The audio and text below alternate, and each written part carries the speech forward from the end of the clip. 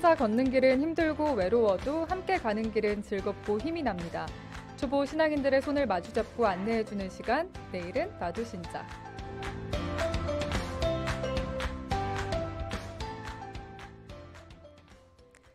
네, 이 시간에는 새신자로 거듭나기 위해서 준비 중인 예비신자들을 직접 만나서 신앙생활의 이야기들 들어보고요. 예비신자들의 궁금증도 눈높이에 맞게 알기 쉽게 풀어드립니다. 예비신자들의 길잡이가 되어주실 두암동 본당 김계홍 요한 크리소스토모 신부님과 함께합니다. 안녕하세요, 신부님. 안녕하세요. 네, 신부님과 함께하는 보이는 라디오도 굉장히 오랜만에 하는 것 같은데요. 이 시간 김계홍 신부님의 모습을 화면으로도 애청자분들 확인하실 수 있습니다. 스마트폰 앱 CPBC 빵 앱에 보이는 라디오 클릭하시면 함께하실 수 있고요. 페이스북 광주가톨릭 평화방송 온에어, 또 유튜브 광주가톨릭 평화방송 통해서 들어오시고 댓글도 많이 남겨주시면 좋겠습니다. 신부님, 이번 한 주가 참 중요한 한 주였잖아요. 그렇죠. 네, 선거도 있었고 또 4.16 세월호 참사 6주기이기도 했습니다. 어떻게 지내셨어요? 예, 우리 모두가 한 나라 국민들의 공동의 선을 위해서 일할 일꾼들을 뽑는 선거 투표를 했었는데요. 이제 걱정이 되는 것은 과연 우리가 일꾼을 뽑았을까? 아니면 자기 잘난 멋에 권력 휘두르고 권력에 취할 사람들을 뽑았을까? 이제 한편으로는 걱정도 되면서 사실은 기대도 많이 되는 면이 있죠. 하여튼 우리 국민들이 뽑은 일꾼들이 공동의 선을 위해서 앞으로 4년 동안 열심히 일해 주시기를 바라는 것이고요. 네. 또 이쯤 되면 이제 항상 근래 우리 자신들의 마음 한쪽을 쓰리게 하고 있는 세월호 6주기를 맞이하고 있는데요. 어서 빨리 우리나라가 안전한 사회 구조를 구축을 하고 어떤 때든지 간에 위급한 상황은 항상 있게 마련이니까 그런 위급한 상황을 대처해 나가는 군안 구조 시스템들이 잘 갖춰지고 특별히 무엇보다도 남의 고통과 슬픔에 공감하면서 함께 유대를 가질 수 있는 그런 마음가짐들이 국민들 안에 깊게 자리 잡았으면 하는 바람입니다. 네, 공감하는 사회, 연대하는 사회, 또 공동선을 지향하는 사회로 우리가 함께 차근차근 걸어 나갔으면 좋겠습니다. 김계홍 신부님과 함께하고 있고요. 여러분의 이야기들도 기다리고 있습니다. 100원의 정보 이용료가 있는 유료 문자 샵 5005번으로 문자 참여해 주시고요. 또 스마트폰 앱 CPBC 빵툭 통해서도 무료로 빵툭 참여 가능합니다.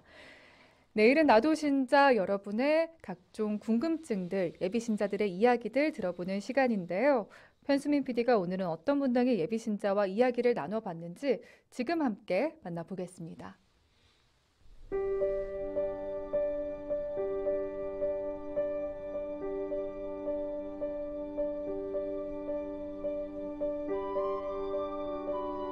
하느님, 저를 사랑으로 내시고 저에게 영원 육신을 주시어 주님만을 섬기고 사람을 도우라 하셨나이다.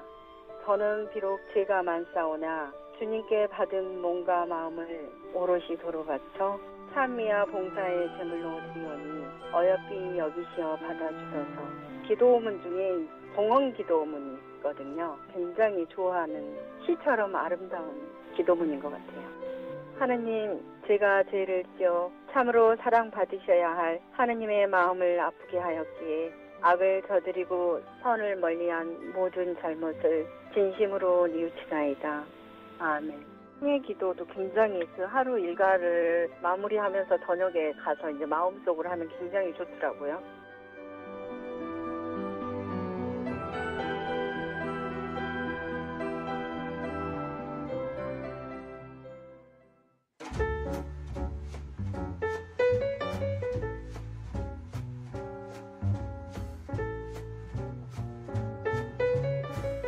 네, 제가 오늘 만나볼 예비신자는 올곡동 본당의 예비신자분이신데요. 지금 바로 만나보시죠. 자매님, 안녕하세요. 네, 안녕하세요.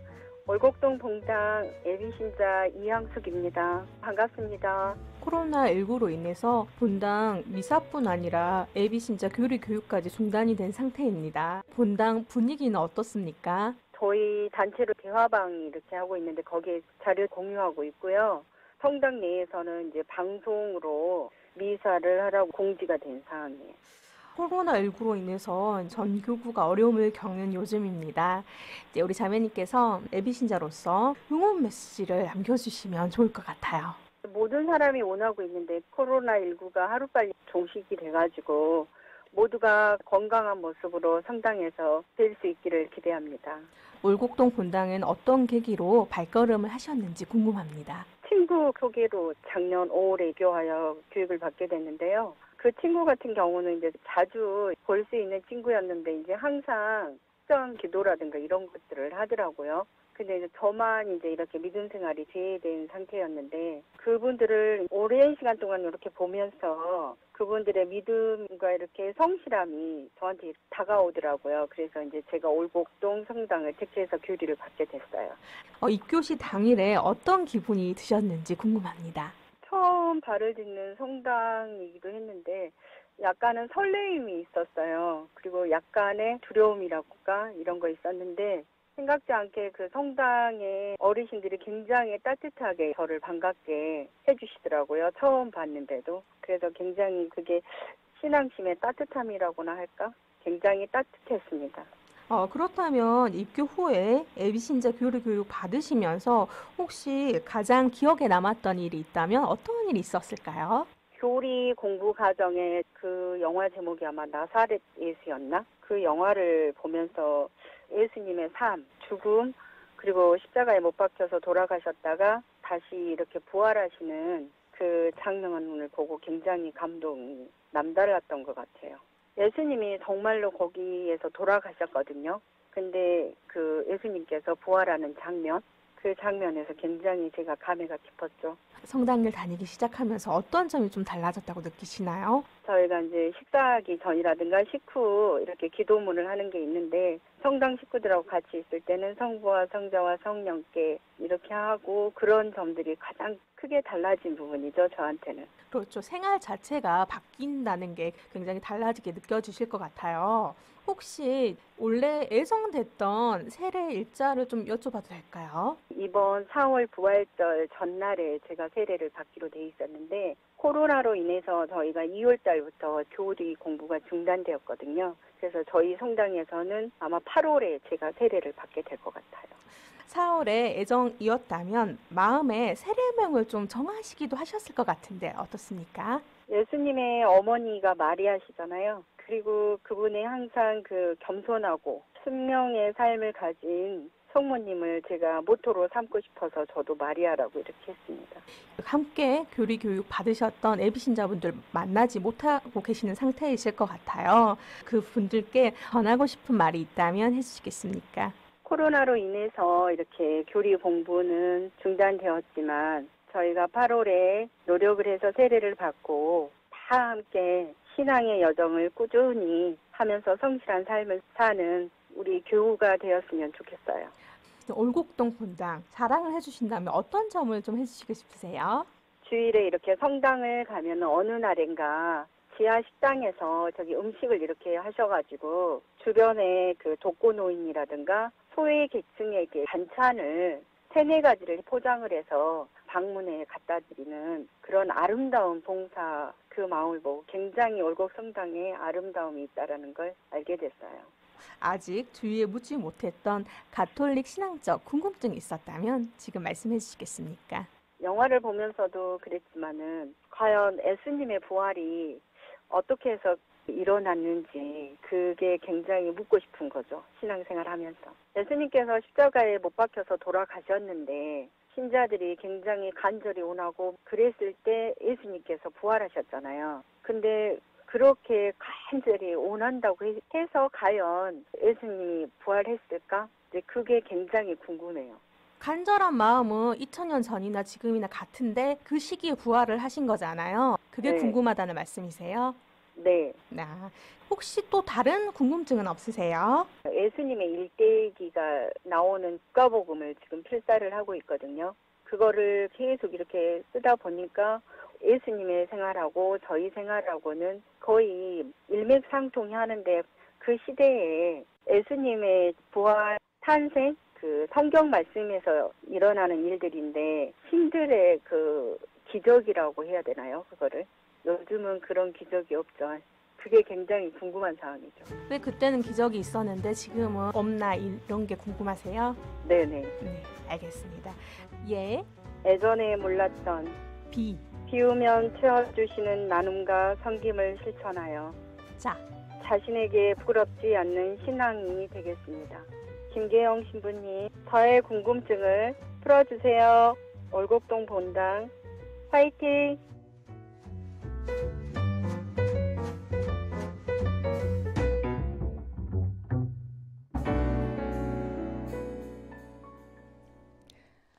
내일은 나도 신자, 오늘은 월곡동 분당의 예비신자인 이향숙 자매님을 만나봤습니다. 빵톡으로 윤철 베드로님, 오늘도 송정 700번에서 선교하는 마음으로 승객들과 즐겁게 애청하신다고요. 김계홍 신부님 오시는 날입니다 하고 출첵 도장 남겨주셨고요. 또 빵톡으로 모니카님도 오셨네요. 평화를 빕니다 라고요. 또 페이스북으로 김홍구님도 댓글 남기셨고요. 이경삼님도 오늘 함께 하시는군요. 또 댓글로도 많이 소통해 주시고요. 신부님 앞서 화면으로 본당의 모습들도 볼 수 있었는데 신부님이 월곡동 본당에서 사목하기도 하셨잖아요. 예, 벌써 10년 됐네요. 3년 동안 사목자로서 저도 머물렀었는데요. 오늘 화면 보니까 참 반갑고 네. 어쨌든 예비신자 교류교육 아름다운 본당에서 잘 받으시기 바랍니다. 네, 오늘 이향숙 자매님의 궁금증도 이제 차근차근 풀어보겠습니다. 자매님이 예수님 부활의 신비에 대해서 무척 인상 깊게 느끼고 있으시고 관련된 궁금증을 주셨는데요, 신부님. 지금 우리가 예수님의 부활의 신비를 어떻게 해석하고 받아들여야 할지 먼저 차근차근 알려주시면 좋겠습니다. 예, 예수님의 부활은 말 그대로 신비입니다. 한자말에서 신은 사람이 생각으로는 헤아릴 수 없는 존재, 그러니까 초인간적이고 초자연적인 존재를 표현하는 글자이고요. 비는 사람이 알기가 어려운, 그래서 사람에게는 숨겨져 있다라고 생각하는 경우를 표현할 때 비자를 쓰는 거죠. 그러니까 신비 그러면 우리의 일상적인 이론이나 상식으로는 이해할 수 없는 매우 이상한 현상을 표현하는 용어입니다. 특히 이제 종교에서는 사람의 한계를 뛰어넘는 신만이 할 수 있다고 생각하는 초능력을 표현하는 용어로 보통 신비라는 표현을 쓰는 거죠. 그리스도교 신앙이라고 하는 것은 다 아시는 것처럼 하느님을 천지의 창조주라고 고백하고 있고 또 전능하신 분, 완전하신 분이라고 고백을 하는 거잖아요. 네. 근데 이제 피조물인 사람은 한계가 있는 것이고 또 불완전한 존재로 우리가 인정을 합니다. 그래서 이제 불완전한 사람이 완전하고 전능하신 하느님을 알기 위해서는 사람의 이성을 비춰주는 하느님의 빛이 필요하다라고 그리스도교는 가르치고 있는 거죠. 사람의 이성만으로는 초월적인 하느님의 모습이나 하느님에 대해서 얘기한다라고 하는 것은 한계가 있다라고 하는 걸 인정할 수밖에 없는 거잖아요. 그래서 교회는 하느님의 빛이 필요하다. 이성만 가지고는 안 된다. 그래서 우리 이성을 비추는 하느님의 그 빛을 교회 용어로는 뭐라고 표현을 하느냐 하면 계시라고 표현을 합니다. 네. 그러니까 계시라고 하는 말도 이제 한자 말로 풀어보면 10개자에다가 보일 시자를 쓰거든요. 그러니까 사람의 자연적 이성으로는 알 수 없는 내용을 하느님께서 몸소 알려주시고 보여주신다. 그게 이제 교회 용어로 계시라는 용어입니다. 하느님께서 당신의 계획에 따라서 사람을 만나러 오심으로써 사람이 자신의 능력을 넘어서서 하느님을 깨닫고 하느님을 사랑할 수 있게 하신다는 거죠. 이 하느님의 계시는 사실은 믿음을 전제로 하는 것이고 그 믿음을 통해서 받아들여지는 것이고 자연적 이성으로 깨닫게 되는데요. 이렇게 이제 우리 신앙인들이 자기의 이성과 우리의 이성을 비추는 하느님의 빛으로 깨달은 내용을 보통 뭐라고 표현을 하느냐 하면 신앙의 신비 이렇게 표현을 합니다. 네, 네. 그러니까 이제 예수님의 부활 역시도 이제 신앙의 신비 중에 하나인데요. 오늘 우리가 이제 이야기하는 주제는 예수님의 부활이니까요.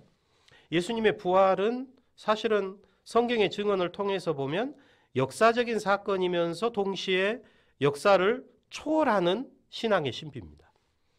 하느님께서 죽음을 뛰어넘는 당신의 구원 계획을 우리에게 알려주신 거죠. 하느님 스스로 당신이 죽음으로써 우리를 죽음을 이기도록 만들어준 사건. 그걸로서만 끝나는 것이 아니라 우리에게 영원한 생명을 주시겠다라고 당신이 우리에게 보여주신 사건. 이게 이제 부활이라고 단순하게 표현을 드릴 수 있을 것 같아요. 그러니까 몇몇 여인들이 무덤을 찾아갔을 때 무덤에 예수님의 시신이 없었다는 성경 구절이 있잖아요. 그러면 이 성경의 증언은 예수님의 부활이 역사적 사건이라고 하는 것을 우리에게 알려주는 표징이라고 볼 수 있겠는데 그 부활하신 예수님께서 여인들과 사도들에게 나타나셔가지고 시간과 공간을 넘나들으셨다는 증언도 있잖아요. 네. 벽을 뚫고 나오셨다든가 네. 이쪽에 계셨는데 저쪽 사람들에게도 동시에 나타났다든가 이런 시공간을 넘나들었다라고 하는 성경의 증언을 보면 예수님의 부활이 역사적 사건이면서도 동시에 역사를 초월하는 신비라고 하는 것을 우리에게 알려주는 것이라고 생각을 합니다. 따라서 예수님 부활의 신비는 하느님께서 우리를 구원하기 위해서 당신만이 하실 수 있는 놀라운 권능을 보여주신 신비로운 역사다. 그래서 우리는 이 부활 신비를 사람의 자연적 이성만으로는 깨달을 수 없는 것이고 우리의 이성을 비추는 하느님 은총의 빛으로 믿고 받아들여야 하는 계시로 해석할 수밖에 없겠다. 이렇게 말씀드릴 수 있을 것 같습니다. 네. 아무래도 현대를 살아가는 우리의 간절함이 예수님이 살아가셨던 그 시대의 사람들의 마음보다 덜하다고는 볼 수 없을 텐데요. 예수님의 부활의 신비를 단순히 당시 사람들의 간절한 바람에 대한 응답으로만 해석하기는 어렵겠죠, 신부님. 그렇습니다. 신앙의 신비라고 하는 게 사람의 간절한 바람에 대한 응답의 차원도 물론 있겠지만 무엇보다도 하느님의 계시가 본질이라고 볼 수 있습니다. 그러니까 우리의 신앙이라고 하는 것은 하느님께서 천지, 세상 모든 만물을 창조하신 것이 사람과 함께 당신의 영광을 나누고자 하는 하느님의 계시임을 고백을 하고 있죠. 또 하느님께서 아브라함을 선택을 하셔서 이스라엘 백성을 당신의 백성으로 삼으시고 모세를 통해서 율법을 주시고 예언자들을 통해서 백성을 가르치시고 준비하셨다라고 하는 것은 장차 모든 사람을 당신의 자녀로 삼겠다는 것을 우리에게 미리 보여주신 하느님의 계시라고 역시 우리가 고백을 합니다. 그리고 결정적으로는 하느님께서는 예수님을 통해서 당신의 모든 구원 계획을 우리에게 드러내심으로 인해서 하느님의 계시를 완성했다라고 교회는 고백을 합니다. 그러니까 이렇게 하느님께서는 어떻게 보면 점진적으로 당신의 모습을, 당신의 구원 계획을 우리에게 드러내셨고 완성을 해 가신 거죠. 이제 이렇게 하느님께서 결정적으로 예수 그리스도의 말씀과 행동을 통해서 당신의 계시를 완성을 하셨고, 그래서 이제 오늘날 교회 가르치면서는 뭐라고 표현을 하느냐 하면 부활하신 예수님께서 영광스럽게 재림하시기 전까지는 어떠한 공적 계시를 바라지 말아야 한다라고 선포를 하고 있거든요. 네. 그러니까 예수님을 통해서 하느님의 모든 계시는 완성됐다. 충만하게 됐다. 그렇기 때문에 이 이후에는 공적 계시라고 하는 것은 사실은 없는 것과 같다. 이게 이제 교회의 가르침인데 예수님께서 이제 순환과 죽음을 당하시고 부활하셨다라고 우리가 믿는 이 파스카의 신비는 사실 성경을 보더라도 예수님 시대에 어떤 누구도 생각하지도 않았고 기대하지도 않았던 일이죠. 복음서에 따르면 오히려 예수님께서 제자들에게 당신의 순환과 부활을 3차례에 걸쳐서 예고까지 하신 것으로 증언을 합니다. 그런데 제자들은 그 말씀을 알아듣지도 못했고 심지어 반박까지 한 것으로 증언을 하고 있어요. 네. 제자들은 사실 예수님께서 고난을 당하고 죽음에 이르는 과정에서 우리가 잘 아는 것처럼 배신하거나 외면하거나 도망쳤죠. 심지어 예수님께서 무덤에 묻히신 다음에 제자들은 두려움에 떨었고 빈 무덤을 발견한 여인들의 이야기도 의심했고 몇몇 제자들은 직접 빈 무덤을 보고도 놀라기만 했지 믿지 않았고 부활하신 예수님이 그들에게 다가갔을 때는 유령을 보는 줄 알았다. 이렇게 성경은 증언을 하고 있거든요. 더더군다나 이제 요한복음서에 따르면 이제 오늘 복음 말씀이기도 한데요. 네. 예수님의 손에 있는 못자국을 직접 보고 옆구리에 자신의 손을 넣어보지 않고서는 믿지 못하겠다라고 말한 토마스 사도의 이야기가 있습니다. 이러한 이제 복음서의 증언을 참고해 보면 당대 어떤 누구도 예수님의 부활을 간절하게 바라지도 않았고 기대조차 하지 않았다는 거죠.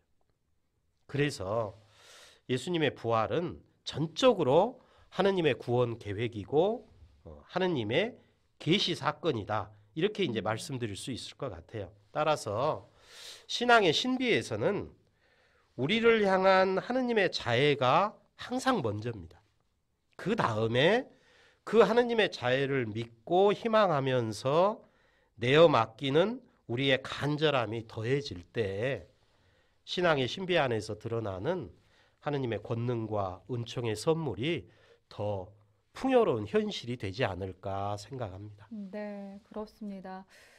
그런데요, 신부님, 이 예비신자 자매님도 질문을 하셨듯이 왜 우리는 지금 예수님의 탄생이나 부활의 신비 같은 그런 기적들을 직접 마주하지 못하는 걸까요?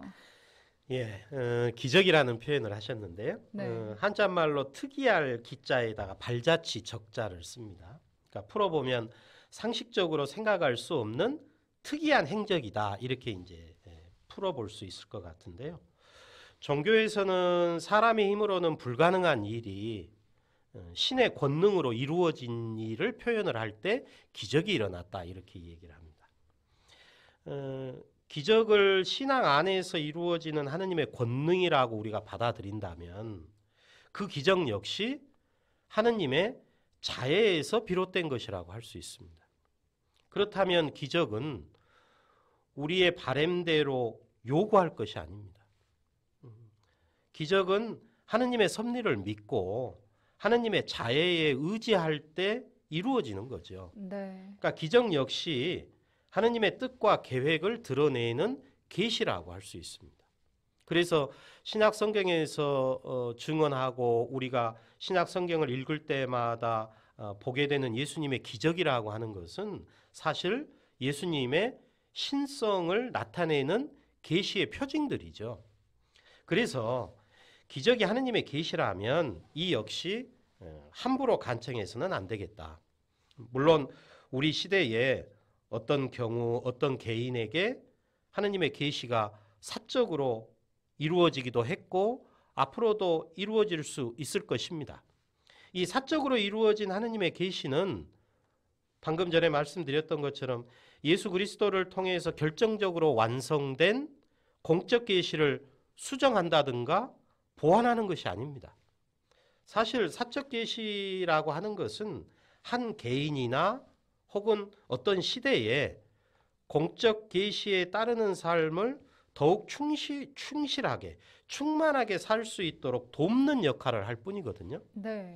2000여 년 전 제자들처럼 우리가 예수님의 부활 신비를 직접 목격할 수는 없다 하더라도 또 모든 그 하느님께 선택받은 특별한 사람들처럼 사적 계시를 받지는 않는다 하더라도 모든 일을 사랑하시는 하느님의 자애를 우리가 믿음으로 받아들이면 됩니다.